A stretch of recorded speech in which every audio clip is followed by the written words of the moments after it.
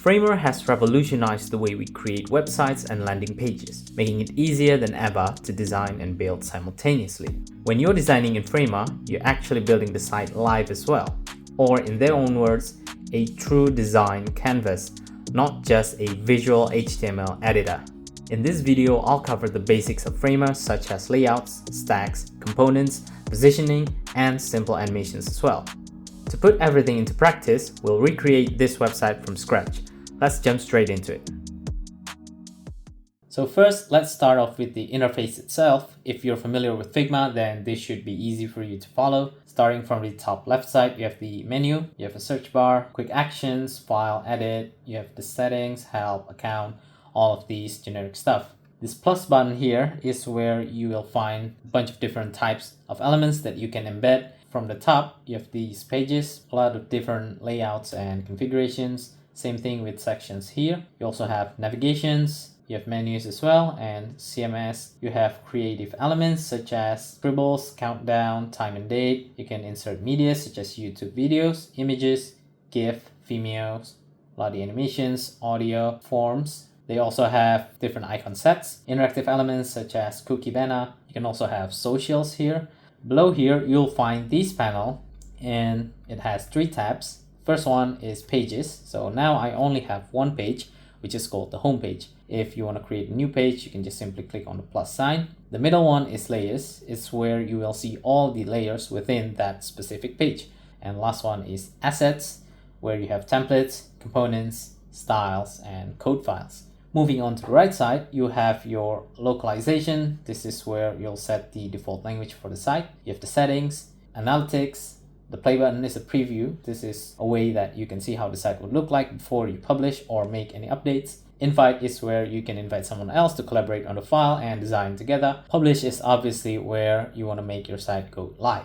The right hand side here, if you select on any layer, they act as a customization panel. So if I select this desktop frame, I can see the positioning, the width and height. I can adjust the layout, add any animations, adjust the styles, fill, strokes. Last one is this bottom panel here, which is where you can adjust the zoom, switch between dark and light mode. Comments, the hand icon is where you can pan around, and then we have the selector here.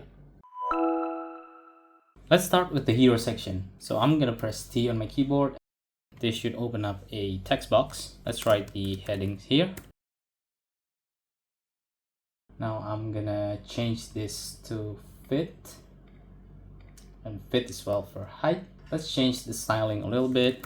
I'm gonna use honest for the font. Make it bigger. Let's give this a weight of medium. You can duplicate this by clicking on the layer and holding Alt on your keyboard, or you can also do by Control D. So let's write the subheading. I'm just gonna copy paste this. Let's make this smaller, 16 and 24 for the line height. Let's also change the color so that it's not pure black. Now we get our heading and subheading. The next thing is we want to create the button. So I'm gonna duplicate the text one more time. The button is gonna say get started. This should be semi-bold. To make a button, we can simply wrap this in a stack. So instead of hitting F and then creating a frame that contains the text, we can do that much quicker by just select the layer and Shift A on your keyboard. That instantly creates a stack around the text. A stack is basically an auto layout in Figma. I'm gonna Shift A one more time and it automatically changes the width to fit. Let's give this a nice padding. I'm gonna do 14 for top and bottom, 32 on each side. Let's give this a nice fill and change the text to white. I'm gonna give this a corner radius so it looks a little bit softer. Now we have our headings, our subheading, and button. The next thing we want to do is to wrap the whole thing in a stack. Let's turn the whole desktop frame to a stack, and you can easily do that by clicking the plus button on the layout. So it automatically creates a stack with a vertical layout. Now I'm going to take both of these stacks, Shift A, so wrap both of them in a new stack. Name this headings. Let's create another frame here. So this is going to be hero. This frame is going to contain all of the content that is being displayed on the hero section. So you can see that this is the main frame, desktop, and then within that we want to have multiple stacks, and the first one should be hero section. I'm gonna put this on top, and this one also should be a stack, so I'm gonna click on layout plus, and the width should be fill. I'll just leave the height fixed for now. Let's move the headings and the button inside the hero. So now we have the desktop layer. Within that we have the hero stack, and this hero box contains both the headings and also the button. Let's rename this one. Now let's change the hero orientation to be vertical, give it a nice gap of 48, and we want to give some paddings. So I usually do 80 for top and bottom and 120 for left and right. The heading text can be left aligned, so I'm gonna align this to the left. This subheading should be fill. Now I'm gonna wrap another stack, so the headings and the buttons can be its own stack. Shift A, align this to the left again, and this gap can be 48. Now let's create the social proof. You can easily do that by hitting F. If you hold your shift on the keyboard, it will maintain a square ratio, 48 by 48, and we can round this corner to be a circle. Duplicate this 3 times, select all of them, hit Shift A, so now they're a stack. Let's rename these avatars. Change the direction, hit Shift A one more time. The whole hero section can be left aligned for now. Let's change the gap to be 80. Now I'm gonna create the review here, so copy the text. This one can be a little bit smaller, so 14, 20 for the line height. I'm going to change the gap to 0. Now let's add an icon. You can do that by the plus button here. I'm going to use phosphor. Let's find a star. I'm going to change this to be 24 by 24 and change the weight to fill. And you can change this to black. Now I'm going to duplicate this. Create a stack, change the direction. Shift A one more time and then give it a 5-star. Let's give this a gap 4, and then this one, let's rename this stars. I'm gonna wrap this with the text in a new frame. Align this to the left. I'm gonna wrap this and the avatars in another stack, align horizontally, give it a 16 gap, and this can be social proof. So now we have our social proof. Let's just fill this with images. So you can do that by go to plugin here on Splash, find some images by keywords. So portrait, I'm going to use this image. You can do that 2 more times.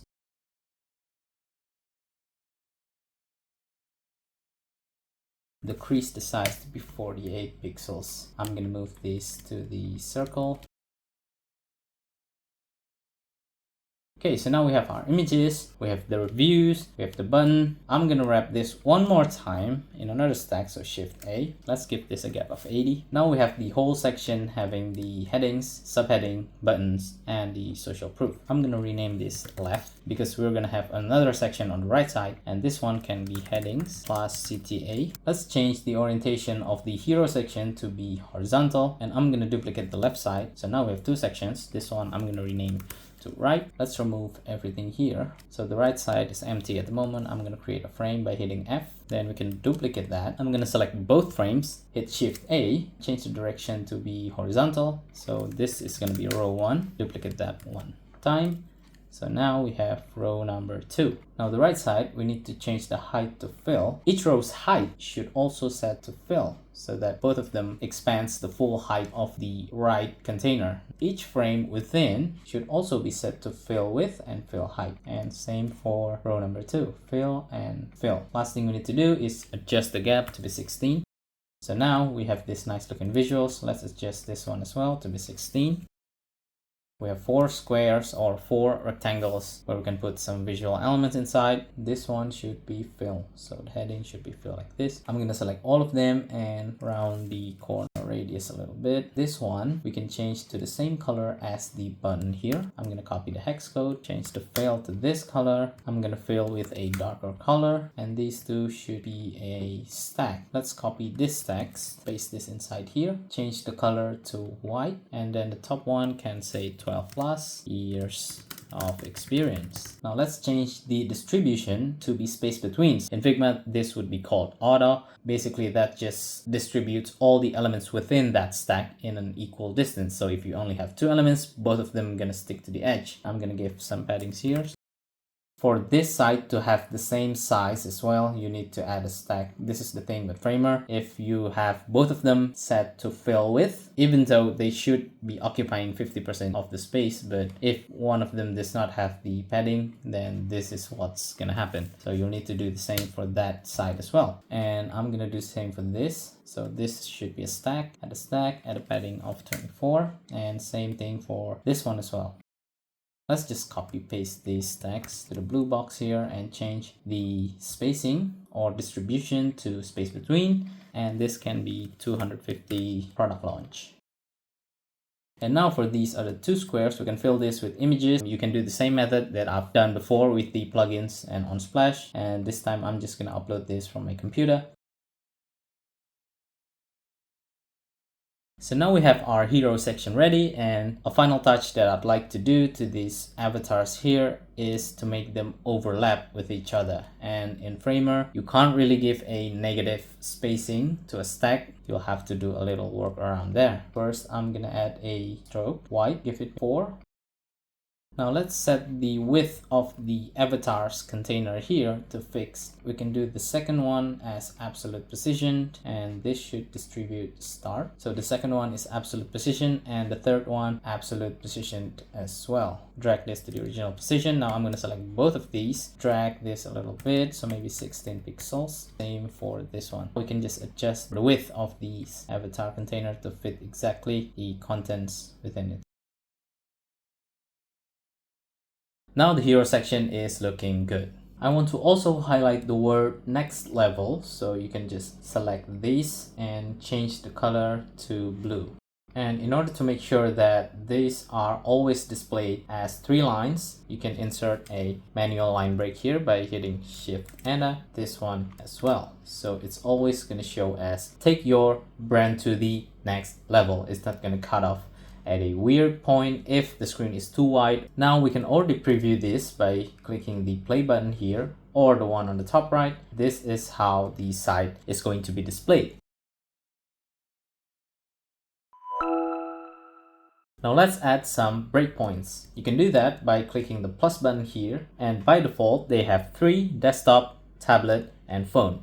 You can also do a custom one, but for now I'm just gonna do the default tablet and one more for mobile phone. The design is all messed up for the tablet and phone, but that's alright, we can fix that. First thing you want to do is adjust the paddings for the hero section. For tablet, I usually do 32 on the right and left side, and change the top and bottom to 64 each. The gap in between here is 80, we want to decrease that to 48, and it's already looking so much better now.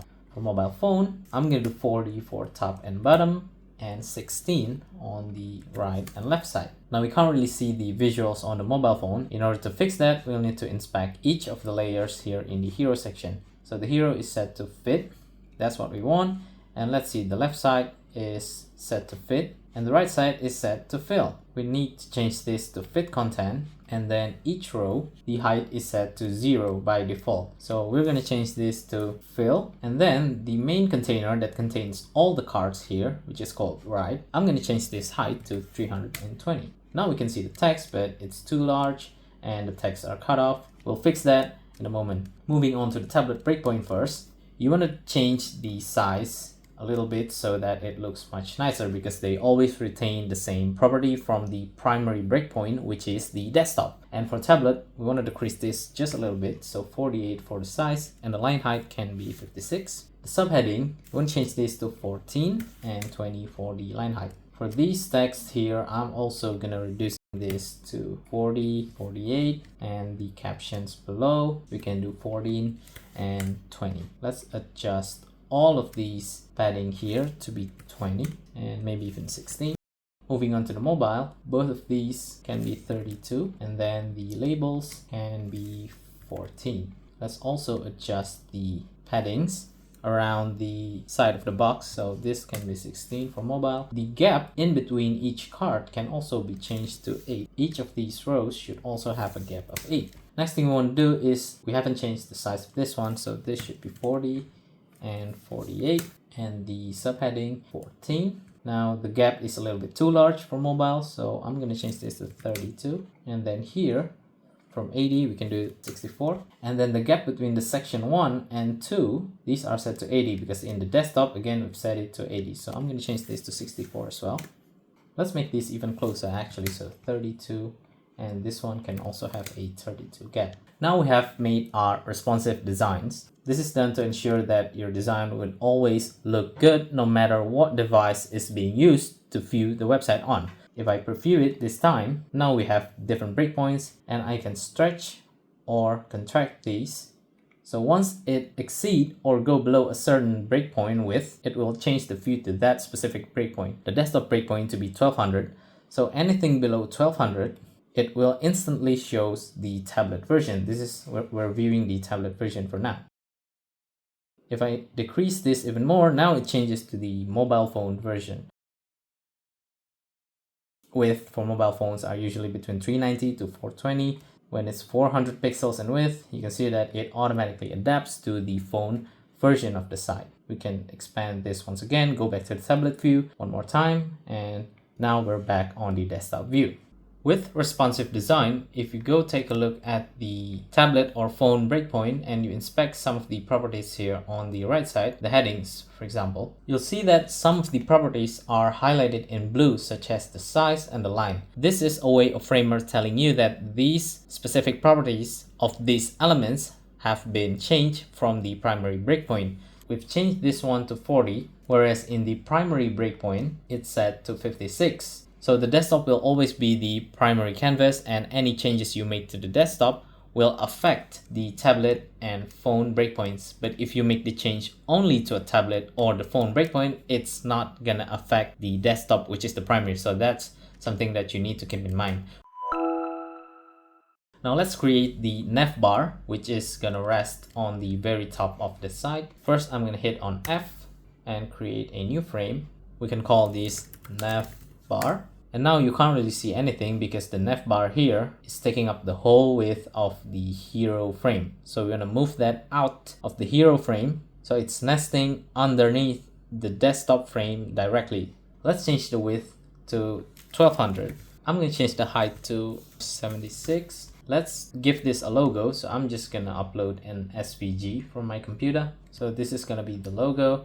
And the navbar, you want this to also be a stack. So you can just click on the plus layout here, instantly turn this into a stack. We want to have buttons as well on the navbar. So I'm gonna copy this button right here, paste this inside, and give it a space between distribution. Give it a 16 for the top padding. Right can be 32, 16 on the bottom, and 32 on the left. Let's remove the color for now. First, I'm gonna change the gap to 0. So there's no gap in between the contents that are nested inside the desktop frame. Now you might notice that on the tablet and phone, this spans way too long and you can't really see that. So first, you'll need to change the positioning of the navbar to be fixed. And changing something to fixed will always make it stay at that place, so it's inside the desktop, which is a stack. But if you set something to fix, it's not gonna follow the stack rule, so it's not gonna be counted as one of the elements that is stacked inside that stack. And you can see that this is already anchored to the left, top, and right side,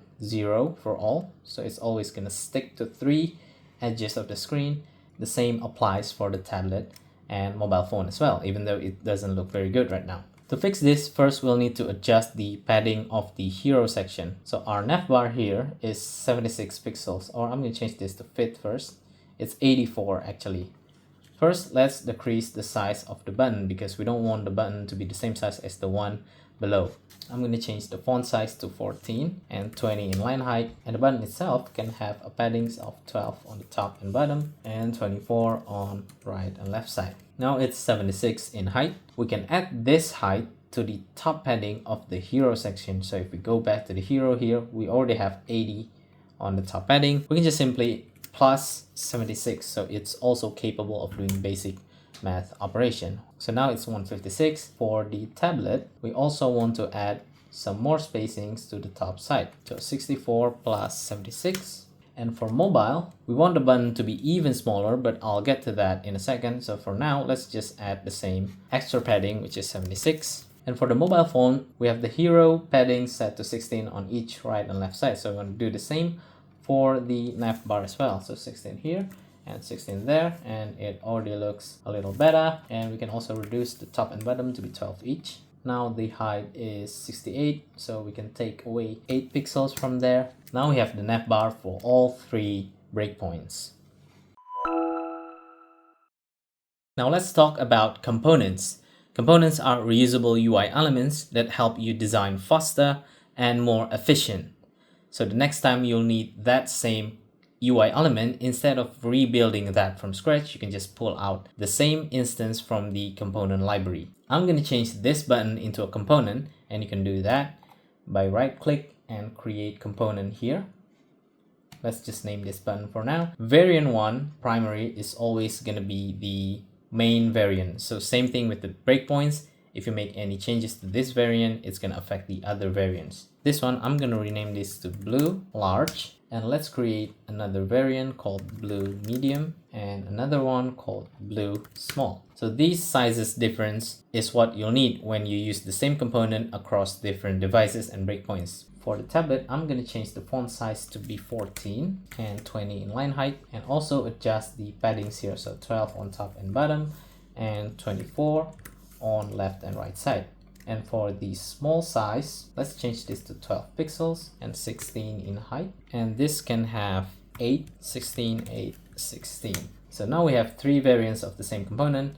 And also, if you want each button to have different text, you can click on the text and go here, which it says content, and if you see the plus sign on the left side here, that means you can send that into a variable of the component. If I click that and create variable, let's do plain text and just name it title or text. So now we have this text variable attached to this button component, and we can modify that whenever you use different buttons. You can use the same component but have different text within it. With components, you can also have this hover state. So if you click plus sign on the bottom here, you can do the hover state, make this a little bit darker, do it one more time, and now you have the pressed state. So this is when you're holding on to the cursor and it's showing the pressed state instead of the hover state. I'm going to change this to an even darker blue, and let's do the same for the medium. For the small size, we don't need hover and pressed state because this will only be used on the phone version, and on mobile phones we don't have hover states. We do have pressed state, but for now I'll just leave it as is. And also, if I want to have a different style button, we can also do that by clicking on plus variant, and we can name this based on the type instead of the size. So this one can be gray L, and I'm going to use this color. The text can be black. Let's do the same for all 3 sizes.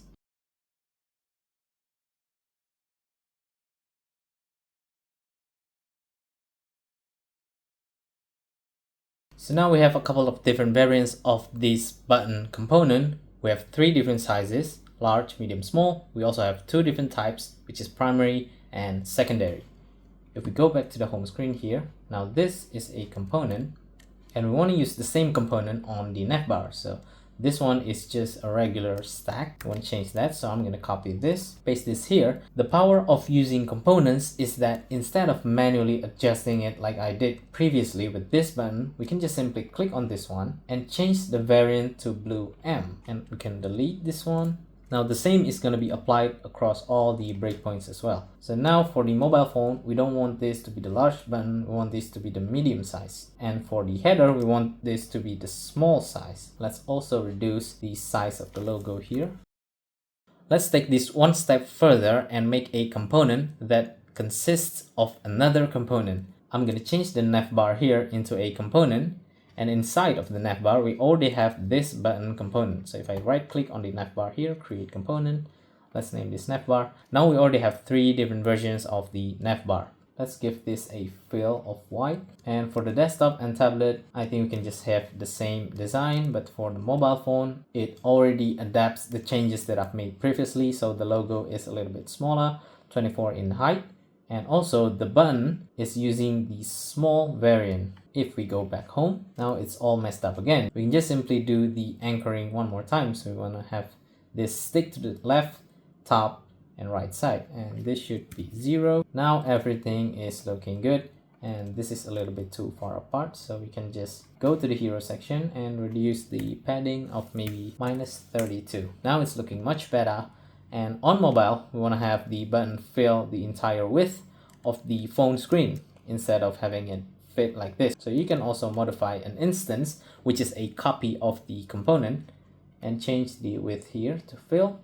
Now it's gonna fill in the whole screen size. Let's add a secondary call to action. So I'm just gonna click on the button here. If you double click, it goes to the component editing page. Control D. Let's make this a gray variant, so gray L. I want this button to say learn more.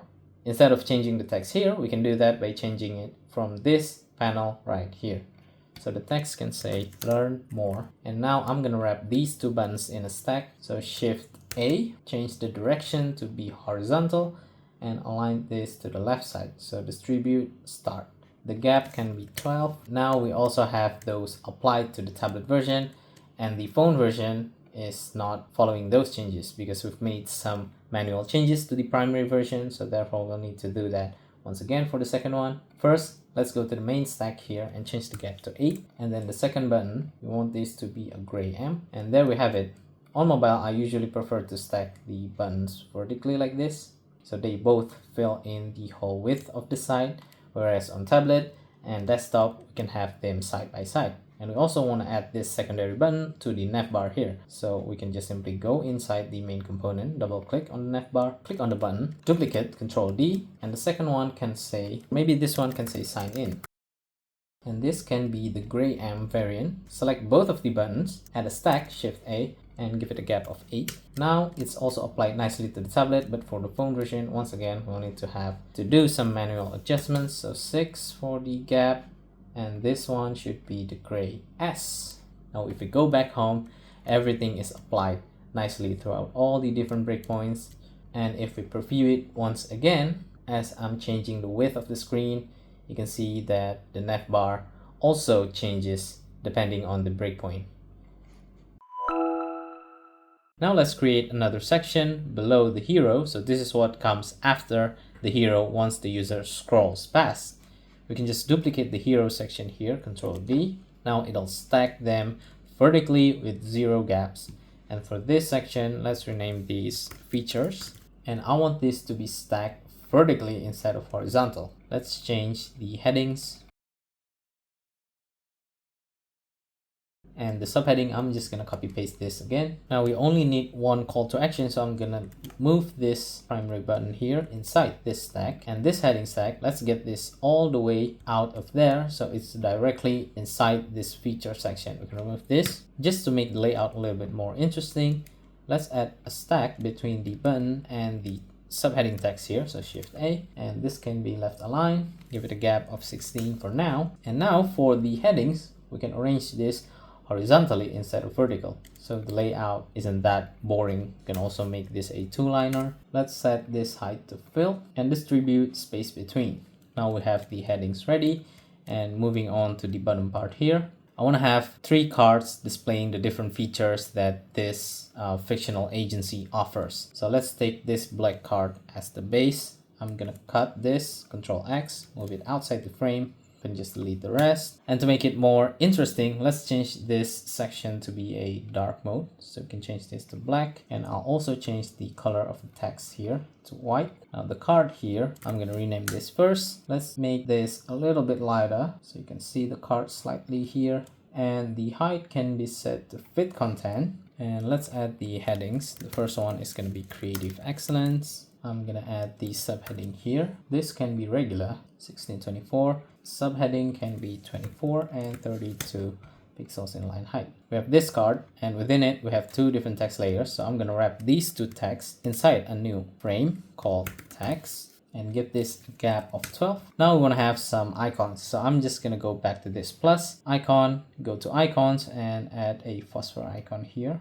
inside the card. Let's first change the color to white. Change the width and height to be 32 pixels, align this to the left, and give this card a fixed height of, let's say, 240 for now. We can distribute this space between so that the icon is going to stick to the top left, and then the text is going to be on the bottom left side. Let's add a frame container for the icon, so I'm going to click on F, select the icon, and now the icon is inside the frame. Let's name this icon, give this a little radius of 8, and the color can be a little bit lighter than the background, so maybe this gray. To make this icon always sit perfectly in the middle of the box, we can just add a stack here. So add a layout and distribute center and also align center.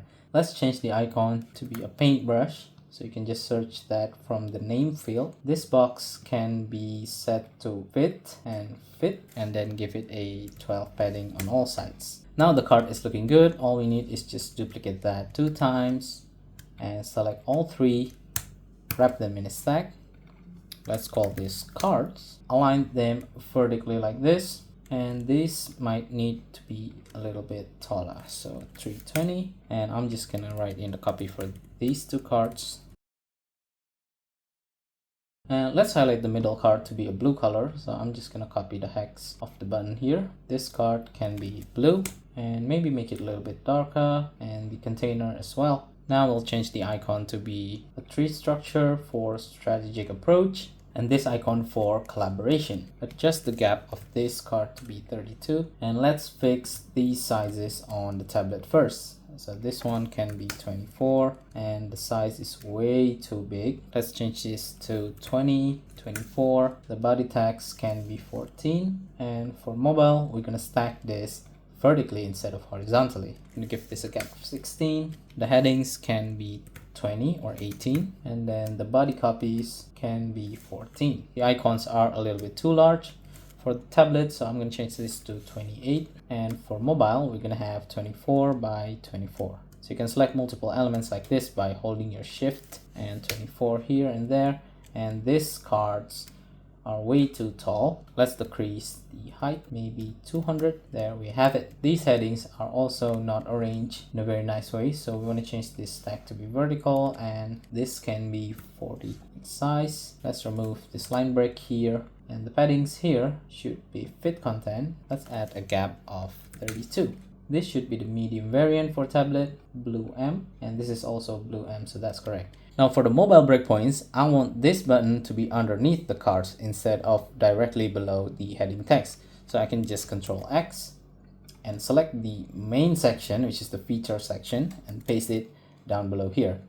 What that actually does is it creates a copy only for the mobile breakpoints, and you can see here that there's still the original button here. It's just switched to not visible here, and then this is the new copy and switch to visible yes. By default, Framer will change that one to be not visible on the other 2 breakpoints. You can find the buttons here, so it's not visible on the desktop and also the tablet breakpoints. Now we want to change the top padding here to match the bottom one, because this is copy pasted from the hero and we need to take into account the navbar. We're gonna fix that quickly. Same for this one, 40. Now we have our website ready, and you can preview once again, see how it looks like across different devices. So now we're in the tablet breakpoint. You can scroll down. You can also see that the navbar sticks to the top of the page. It does not scroll away, and that's because we've set it to fixed. Decrease once again to see how it looks on mobile, and now it's looking pretty good. One final touch we can do is to add some simple animations to the elements on screen. I'm going to do that for this heading first, and you can do that by going to the effects panel. You have this text here, only applies to text, so they have quite a bunch of presets. You have the shake effect, you can see the preview here. You have the shoot effect, and let's just try that and see how that looks like. So now the text comes out like this. It's not the best. I'm going to change that to appear effect. The trigger is when does the animation starts. So on appear means that it will load the animation once the site finishes loading up. So I'm going to do on appear for this one. The preset, let's just do slide in bottom. Enter effect, opacity 0, scale 1. I'm not going to do any rotation. And the offset, I'm just going to decrease this way more, maybe around 40. And you can also adjust the transition. What I usually do is just ease in and out, and the time we can increase the animation for it to be 1 second, so it's a bit longer. And now if we preview it and you see reload it once again, you see how the text comes out nicely once we finish loading the page. Now to apply this to all of the other elements, instead of manually adjusting the effects here, you can just simply right click and copy effects. And I'm gonna paste this to the subheading first, paste effects. And if we play it, now both elements have the same animation. If you see the text is cut off a little bit, that's because the container here, which is the headings frame, we have the overflow set to hidden. So you can fix that by changing it to visible. And I'm just going to change this to visible for all the frames here. I want the subheading to comes out a little bit delayed after the main headings. You can do that by going to the effects panel, going to the effect, transition, and add a delay 0.2 seconds. And I'm just gonna copy this effect once again, and for the button frame, let's paste this same effect, but this time I'm gonna add a 0.4 delay. We can do the same for these social proof elements. Add a delay of 0.4. Now let's add the same to these cards over here as well.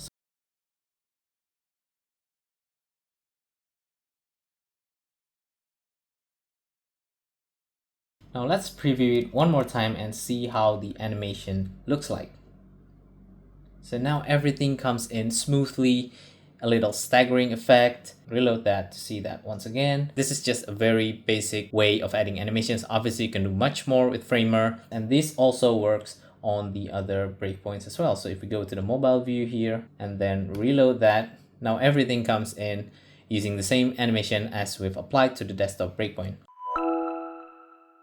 The last thing we want to do after we're happy with the way the website looked, the animations, breakpoints, now we can just go to the top right corner here, click on publish, and it'll instantly publish the site to the internet. Framer will automatically assign a random URL here, .framer.app. You can click on that URL and it's open on my Google Chrome. Let's reload that to see the animation. And it loads perfectly the same way as I have it set up on Framer. You can scroll to see the other sections. This is the hover interaction.